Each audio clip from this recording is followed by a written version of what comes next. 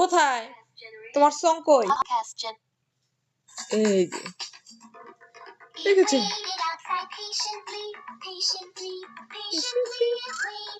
বাবুর শুধু English song, তারপরে যে আরবি আরবিক এইগুলা, এই তারপরে এগুলাই দেখবো। এটা দেখলে শিখবো।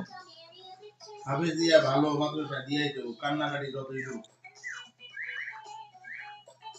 3 বছর হাফেজ যাবে না আসবে পরে এসে বাংলা পড়বো জেনারেল কিভাবে দেখতেছে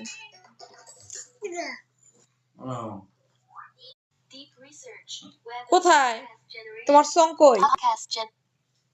এই যে দেখেছেন,